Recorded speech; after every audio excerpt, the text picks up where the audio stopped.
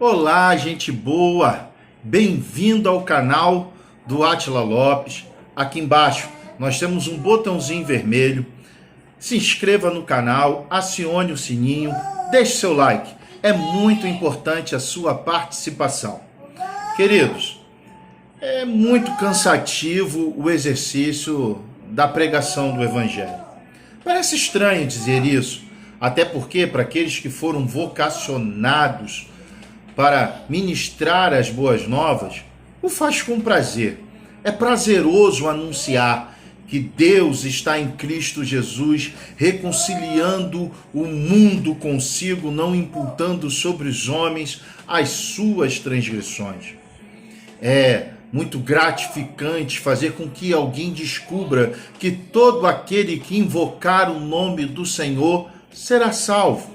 Assim como também há muito prazer em poder fazer com que outros compreendam que o reino de Deus não é comida, não é bebida, porque ele não é tangível, porque ele não é perceptível apenas com as categorias humanas, mas ele transcende isso tudo porque ele é paz, é gozo, é alegria no Espírito de Deus.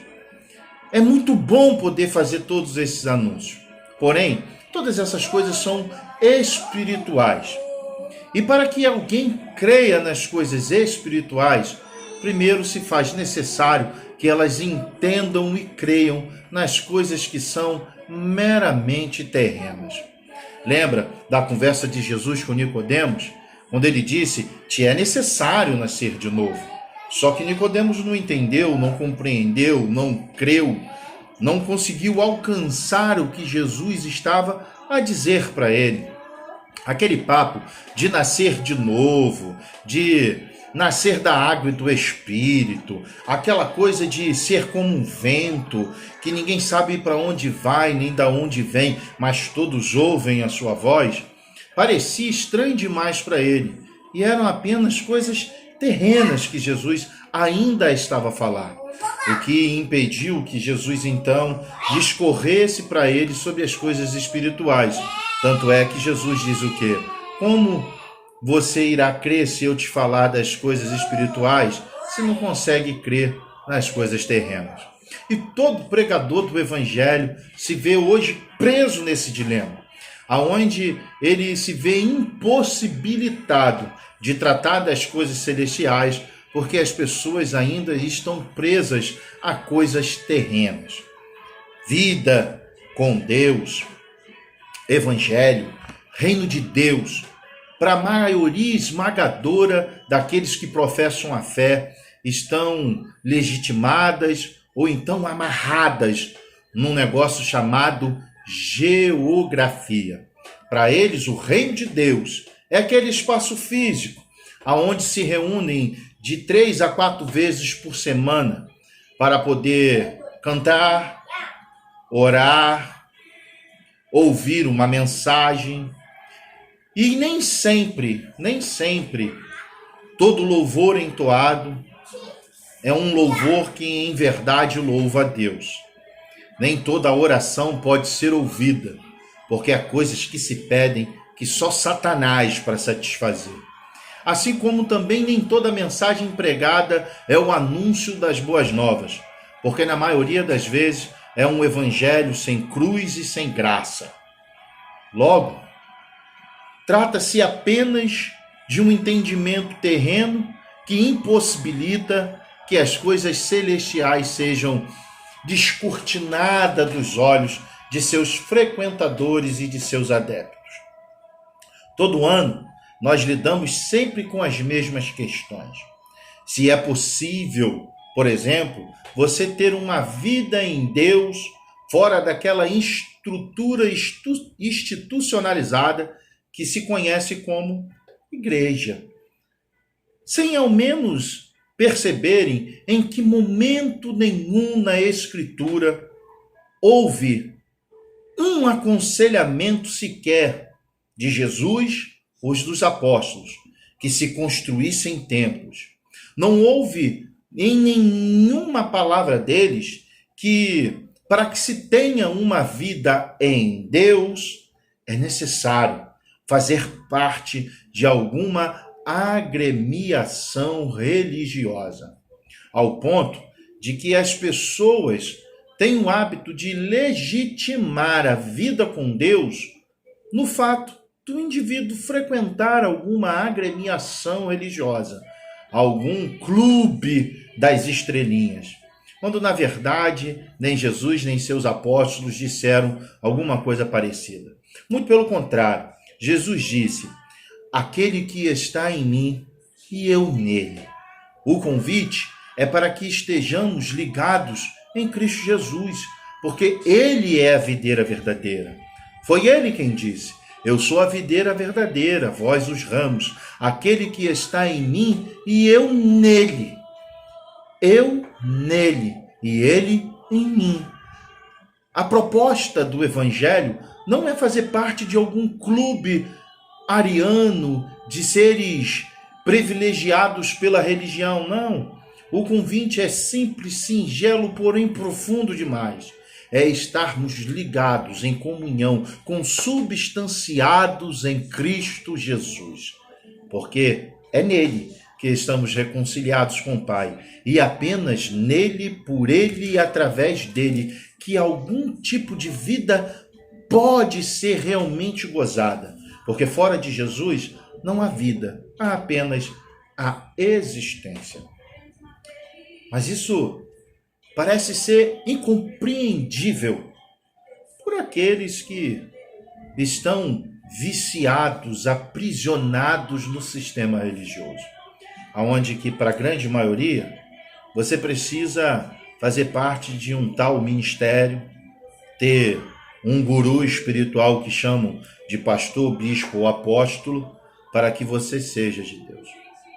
Mas vamos analisar. Quando você parte para o livro de Atos dos Apóstolos, ali é descrito os primeiros passos da igreja de Cristo Jesus, que nasce ali no dia de Pentecostes. Você não vai ver, hora nenhuma, eles saindo como desesperados a constituir entre eles um ambiente institucionalizado. E pelo contrário, a palavra vai até dizer que eles perseveravam unanimemente entre o partir do pão, entre a oração, em ir ao templo, porém com uma ressalva: o templo ainda estava de pé, mas depois que o templo foi derrubado, como Jesus disse que seria, não sobrando pedra sobre pedra nele, você não vai ver os apóstolos e os discípulos correndo por aí como desesperados, sentindo a necessidade de construir um curral religioso.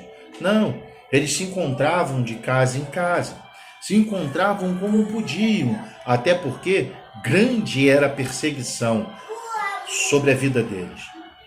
E esse encontro de casa em casa é bem mais legítimo que o encontro no templo, porque ali está transfigurado um ato verdadeiro de comunhão. Porque para que se abra as portas de casa e receba alguém, é necessário confiança, afinidade. Sem isso, não se abre as portas de casa. Você precisa ser acolhedor, hospitaleiro. E isso tudo flui de uma comunhão verdadeira. Não um encontro social, mas um encontro de comunhão. E que, na verdade, esse hábito de eu vou buscar a presença do Senhor, vou buscar a presença de Deus no templo, vou buscar a minha bênção, vou buscar a minha vitória, vou ter um encontro com Deus, isso tudo é questionamento, isso tudo é falácia de quem ainda não conseguiu compreender o Evangelho. Lembra que, em certa ocasião, Jesus, conversando com os discípulos, disse: olha, se teu irmão pecar contra ti, vai ter com ele, se ele lhe ouvir, ganhaste o teu irmão, porém se ele não lhe ouvir, chame uma testemunha, não ouviu, chame outra, se assim mesmo não ouvir, leve-o à igreja, e se assim mesmo ele não ouvir, considere-o como gentio, como publicano.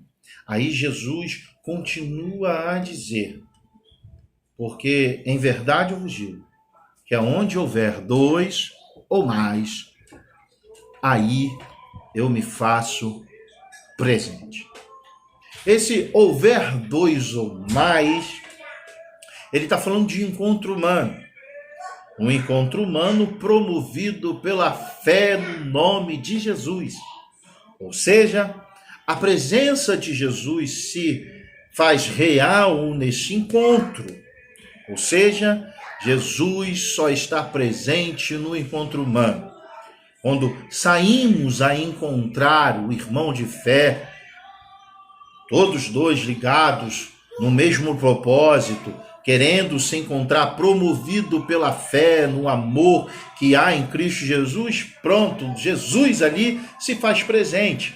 Então, para que Jesus estivesse manifesto nessas reuniões religiosas, haveria necessidade de que os seus congregados fossem ao encontro de uns com os outros. Eles não estariam ao encontro da divindade, porque o encontro com a divindade é que promove o encontro humano. Ninguém encontra Jesus dentro de um ambiente religioso. O que faz a pessoa ter sede das coisas de Deus é o encontro com a divindade. É Jesus que coloca isso no nosso coração. É Jesus que faz transbordar o anseio e o desejo da manifestação do seu reino e de sua presença. Ninguém vai encontrar Jesus sem que vai buscar Jesus em um lugar religioso para sentir essas coisas. Quem já teve um encontro com Jesus já sente esse desejo da manifestação de sua presença, de seu reino, de sua graça. Mas eles não conseguem entender isso. Por isso, as questões tão idiotas no meio cristão, como, por exemplo, a questão levantada por um pastor aí que no ano passado, num congresso famoso de missões que temos no estado de Santa Catarina, congresso esse de missões que não tem um missionário pregando, que pouco se fala de missão, mas que funciona mais como um palanque ou um palco para o desfile ministerial de muita gente que fica enriquecida a custas da carência e da inocência de seus ouvintes.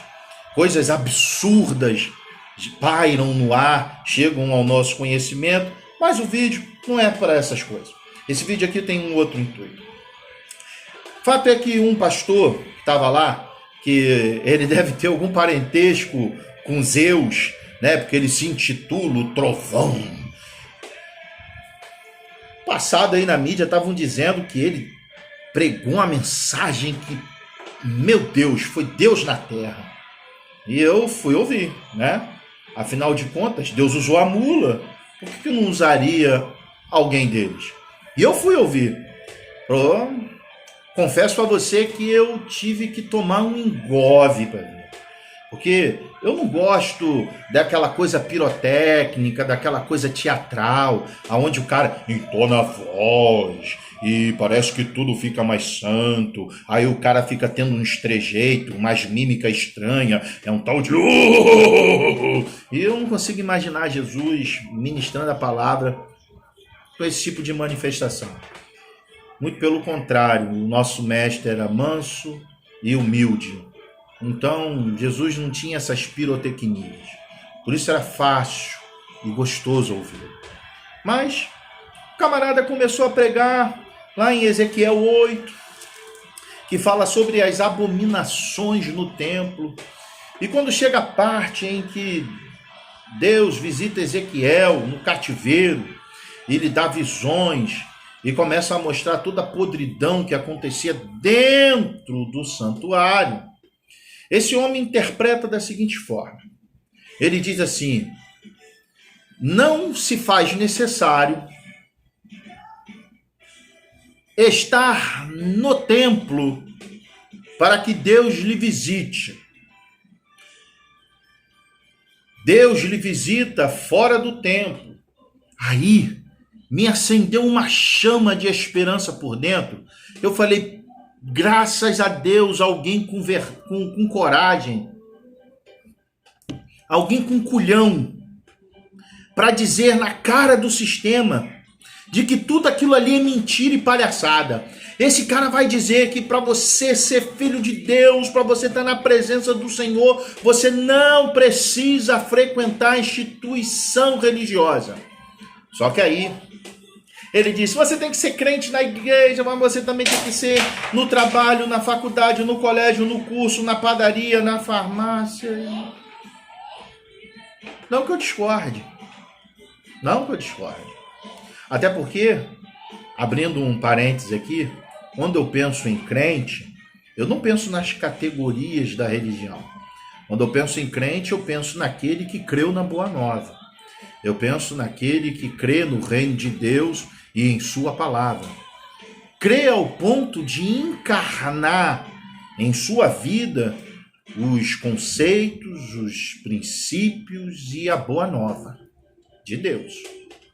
Eu não penso no cara que vai para um determinado culto. Mas esse camarada encerra por ali. Quando, na verdade, o sentido da coisa é muito mais profundo. Amados, Deus visitou, não foi o profeta.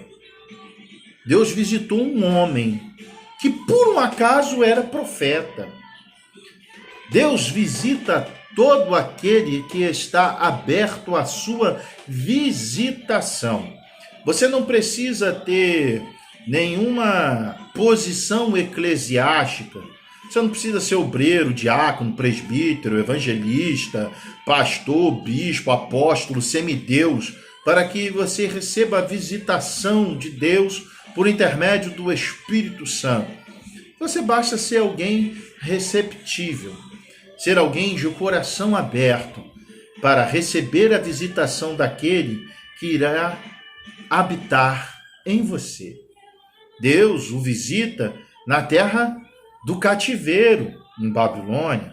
Deus o visita numa terra pagã. Deus o visita numa terra onde ele não era adorado. Perceba, Deus não tem problema com geografia nem cultura.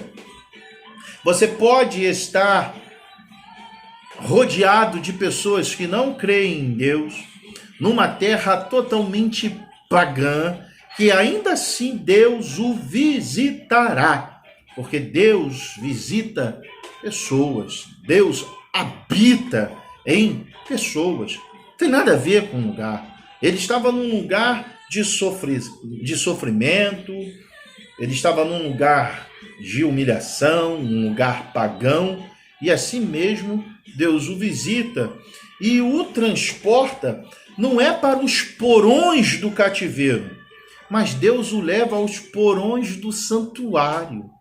Deus tira ele da terra pagã e o leva para a terra santa. E quando chega lá, Deus o leva para dentro do santuário, para mostrar as abominações que sacerdotes, que as mulheres, que aqueles que trabalhavam no templo faziam às escondidas. Porque talvez para aqueles que apenas se assentam nos bancos e assistem toda aquela reunião, não cheguem ao seu conhecimento toda a podridão que lá dentro há. Mas para aqueles que já estiveram fazendo parte do contexto do cenário, muitos se deixaram corromper e pisaram na lama. Mas outros que sempre levaram o evangelho e a palavra de Jesus a sério, a vida com Deus, a sua comunhão com seriedade, não conseguiram permanecer e foram embora. Porque há muita podridão ali dentro. Deus promete ao profeta acabar com toda aquela gracinha e a gente sabe que chegará o dia em que uma vez mais veremos a diferença entre aquele que serve e aquele que não serve a Deus. Contudo, esse dia não é hoje, não é agora. Porém, esse pastor aí, pregador, primo de Zeus, sei lá qual é o parentesco dele, aquela voz de... deixou um recado para os desigrejados. Dessa galera que disse que não vai mais para a igreja porque tem alguns pastores que roubam. Alguns? A grande maioria engana o povo, fazendo um híbrido, fazendo uma salada que é indigesta com graça e lei, faz uma mistura muito louca ali, pega o que lhe convém da lei e quer apresentar a graça, só que não dá porque ele quer misturar a antiga com velha aliança, aí não há, é água e óleo, nós vivemos uma nova aliança, mas eles vão por aí, porque é rentável para a grande maioria, é rentável e cômodo, o cara de vez de comer o pão com o suor do rosto, ele vive de dízimo e oferta. Ao invés de trabalhar para conquistar, ele diz que Deus prometeu o melhor da terra, só que ele consegue o melhor da terra com o suor, adivinha de quem? Do seu rostinho. Ele consegue com o trabalho de suas mãozinhas. E muitos de vocês que, ao invés de entrarem no seu carro e ir embora para sua casa, vão embora andando, às vezes debaixo de chuva, com o perigo da caminhada, enquanto eles entram nos seus carrinhos importados e vão para suas casinhas. Enquanto a maioria dos congregados, num feriado, numa data festiva, não tem condições financeiras de fazer um passeio, proporcionar um lugar paradisíaco, bacana, para a esposa, para esposo, para filhos e filhas, pais, irmãos e irmãos, porque a labuta promove um salário que não cobre essas coisas, mas um pouquinho seu, um pouquinho do outro e um pouquinho do outro acolá. Seu líder espiritual vai viajar. Só que ele não acorda às 5 da manhã para trabalhar.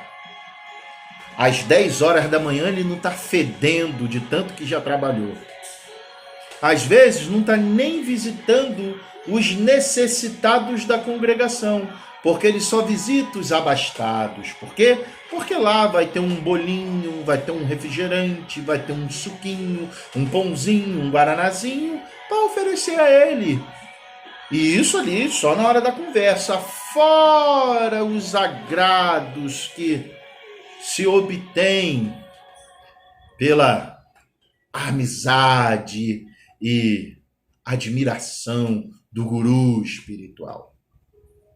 Então não são alguns, são muitos, que roubam, se não dinheiro, mas a oportunidade de se viver um evangelho genuíno. Mas ele continua dizendo, porque tem adultério, e não é para escandalizar que haja adultério no meio do povo que se diz povo de Deus, porque a fofoca, mas não é para se escandalizar que haja fofoca no meio do povo de Deus. Eu não li em Atos dos Apóstolos, por exemplo, em que eles persistiam unanimemente no adultério, na fofoca, na fornicação. Eu não ouvi e nem li a respeito disso. Muito pelo contrário, o costume da comunidade da fé era partilha, era compartilhar, era interceder, acolher, visitar. Era amor em movimento. O costume era outro. Aí ele continua. Porque está escrito que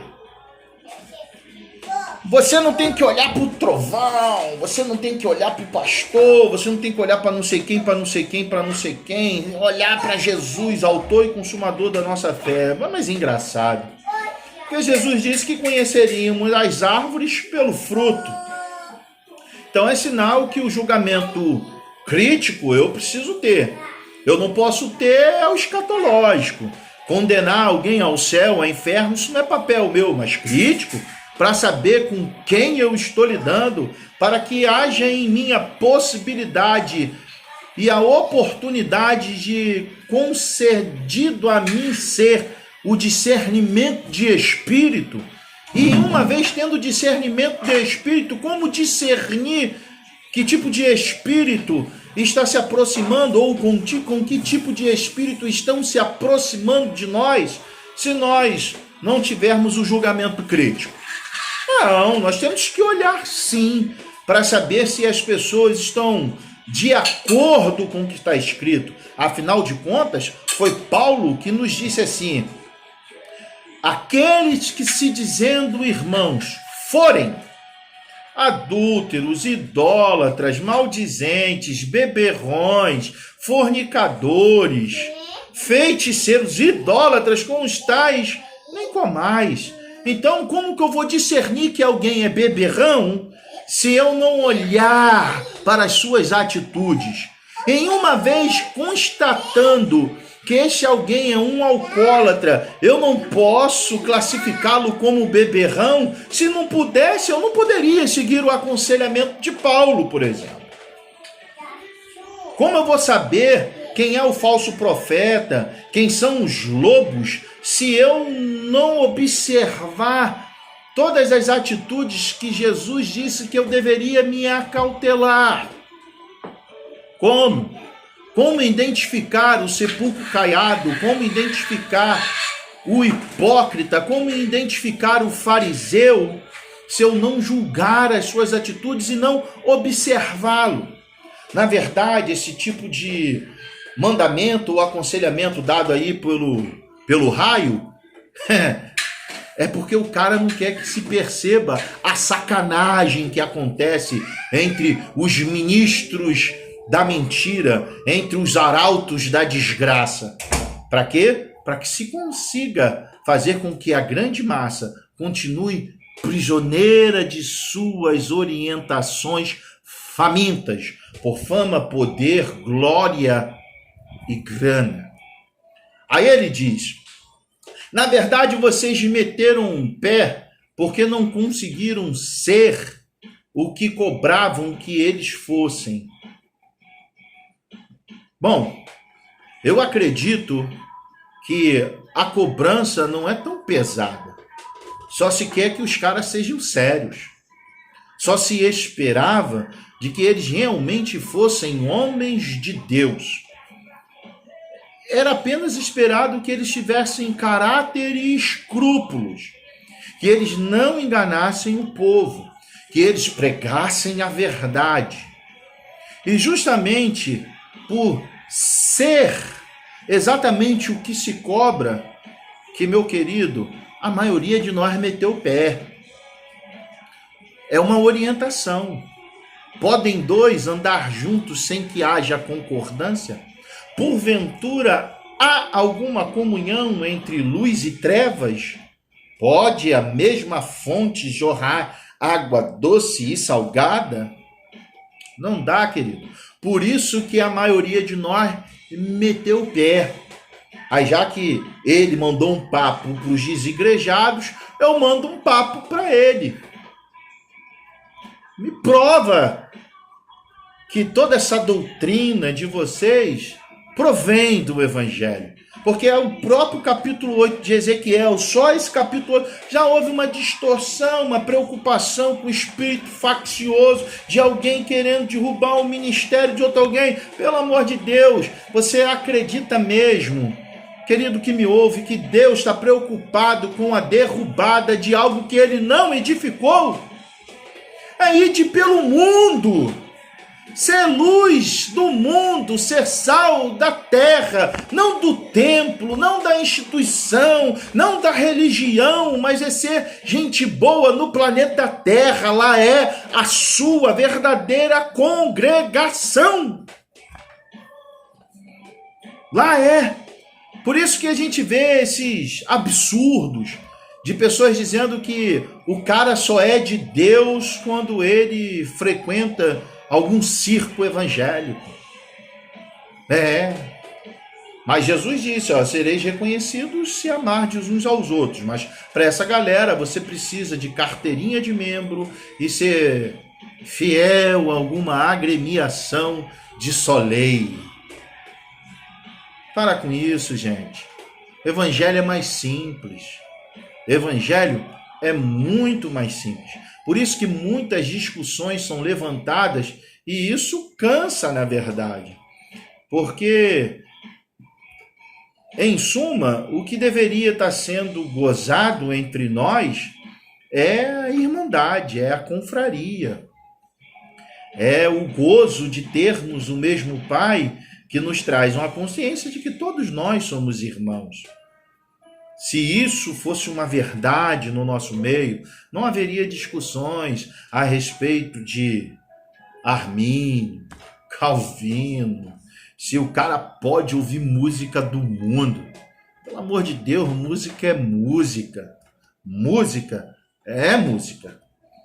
O que varia é estilo gospel, estilo sertanejo, funk, pagode, samba, eletrônico, forró, romântico, cada um, MPB, clássico, ópera, cada um vai aderindo ao estilo musical que mais lhe apraz.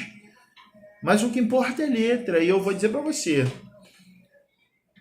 existem letras daqueles chamados cantores do mundo que são mais ricas do evangelho do que algumas músicas evangélicas.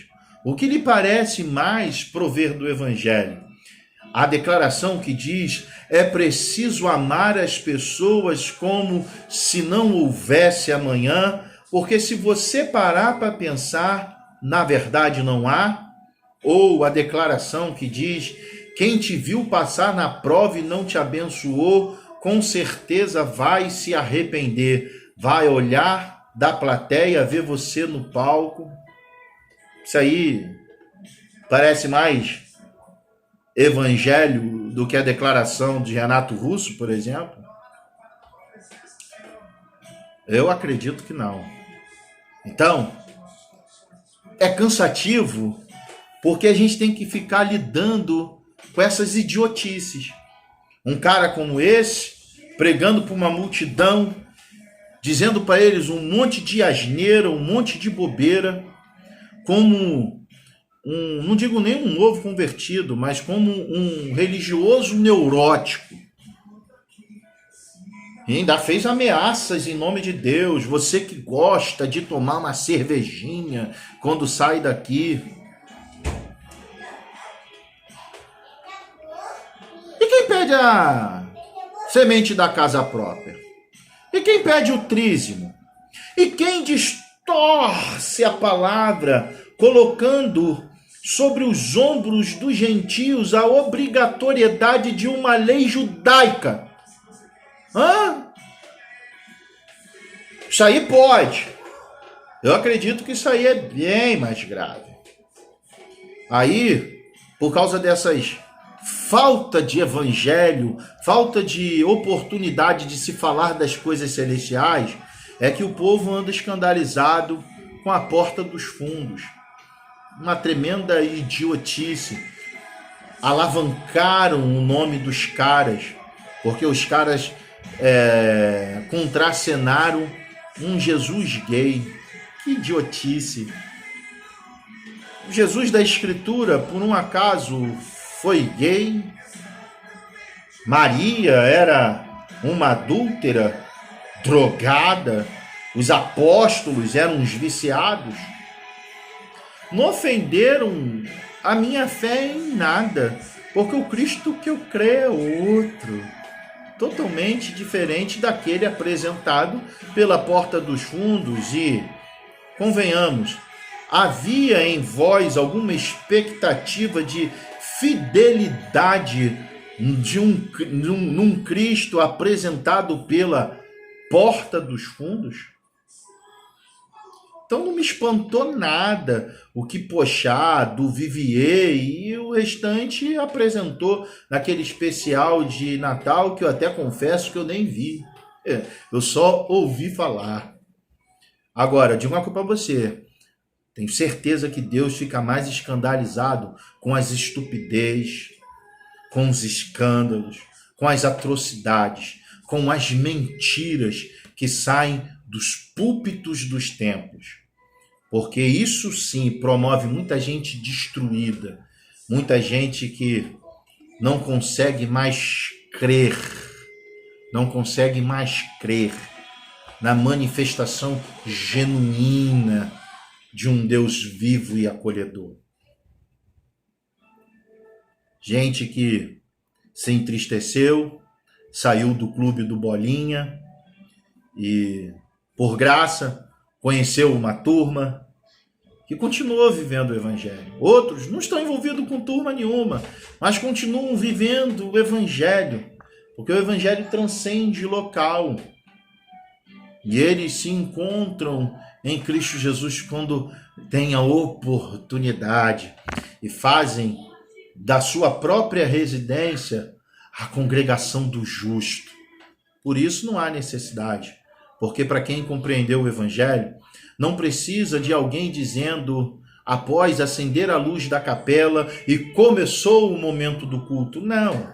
Para quem compreendeu o Evangelho, a vida é um eterno culto de louvor a Deus, aonde o altar de toda adoração, de toda oferta, de todo voto, de todo sacrifício de louvor, de ações de graças, se torna o próximo.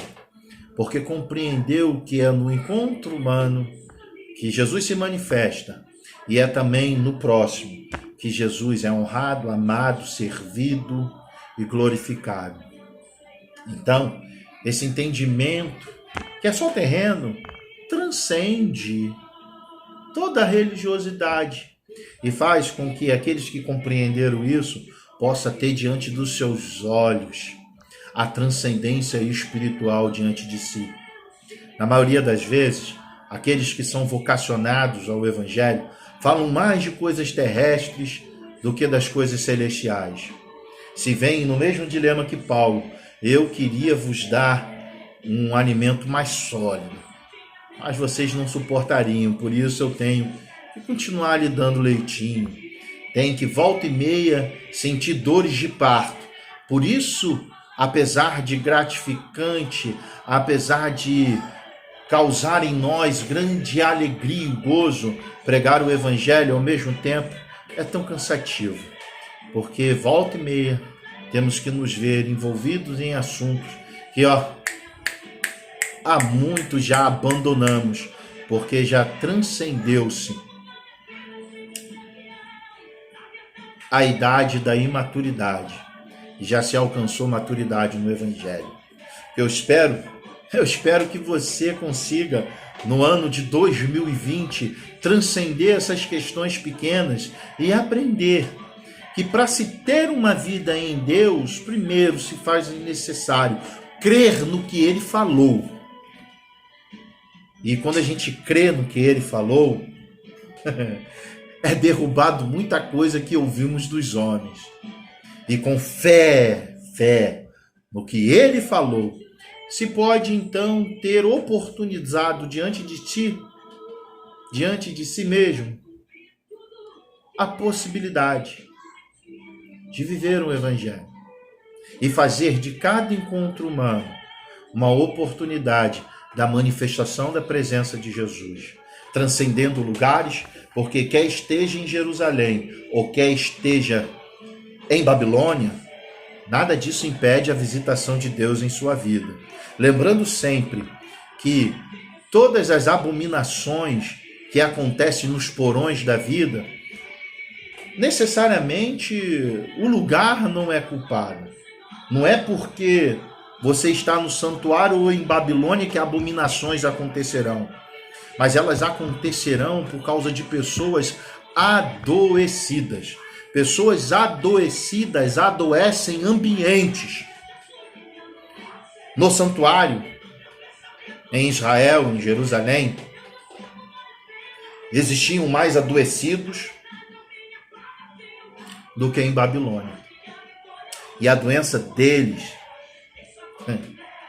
é mais difícil de sarar, porque já viralizaram todo o ambiente. Eles agem nos porões, longe dos olhos uns dos homens.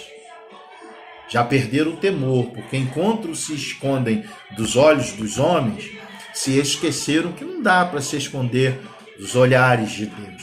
Deus enxerga a vida pelo prisma dos seus olhos. Deus enxerga o mundo através dos seus olhos. Por isso que eles são a candeia do corpo. Entende? Então, o problema não é lugar. O problema são pessoas. Por isso mesmo eu digo, e aqui eu vou encerrando. Se você congrega num ambiente bacana, num ambiente que te prega a verdade, que não faz mistura entre lei e graça, não tem por que você sair dessa comunidade. Essa comunidade é bênção na vida de outras pessoas, é bênção na tua vida, fique por aí, meu querido. Mas eu essa semana escutei algo interessante, que pessoas adoecidas por um ambiente não serão saradas neste ambiente. Foi algo mais ou menos assim. Muda um pouquinho as palavras, mas para você entender, se você ficou adoecido por conta de um ambiente, você não será sarado nesse ambiente. Você precisa sair desse ambiente. Então, o importante é saúde espiritual, saúde mental, para que se consiga estar em Cristo Jesus. Não se permita adoecer. Não se permita permanecer adoecido. Lembrando sempre que não está escrito assim, e todo aquele que for à igreja será salvo. Até porque igreja é uma realidade existencial. Não é um lugar para onde você vai. Então não está escrito assim, mas está escrito assim, todo aquele que invocar o nome do Senhor. Todo aquele que invocar. Se você consegue atrair o Senhor para ti, cara, que delícia, você não precisa de mais nada. Por quê? Porque está escrito, aquele que estiver em mim. Não aquele que estiver no templo, mas é o que estiver em mim. Diz que seremos reconhecidos por amar, não por fazer parte de uma agremiação. Se liberte das acusações que lhe aprisionam. Não se importe com que olhares irão ser direcionados para ti. Se importe com aquele olhar que tudo vê, que enxerga aonde ninguém mais consegue enxergar. É esse olhar que faz toda a diferença na nossa vida. Quando adotamos certas posturas, algumas pessoas se afastam de nós. Você acha que eu não percebo a diferença? Muita gente que me aplaudia, muita gente que me abraçava, dava tapinha nas minhas costas, que constantemente me convidava. Depois que eu adotei a postura de não fazer mais parte de nenhuma agremiação religiosa, se afastaram de mim? Eu notei. Mas e daí? Muitas outras pessoas se aproximaram. E eu estou podendo ser útil na vida destas pessoas. E é isso que importa. Isso que importa. Porque quando pessoas deixam de lhe procurar, observe a que valores essas pessoas estão presas. Se não for aos valores do Evangelho, cara, isso não foi perda, foi ganho. Agora, começa a perceber que você pode ter diante de ti a oportunidade de acrescentar em outras pessoas que se aproximarão valores do Evangelho. Pô, que utilidade, que bênção estará sendo você para a humanidade. Porque cada um que consegue conhecer a verdade por intermédio da sua vida é mais alguém a temperar a terra e iluminar o mundo. Que Deus lhe abençoe e lhe guarde. Que Deus levante o rosto sobre ti e tenha misericórdia de ti.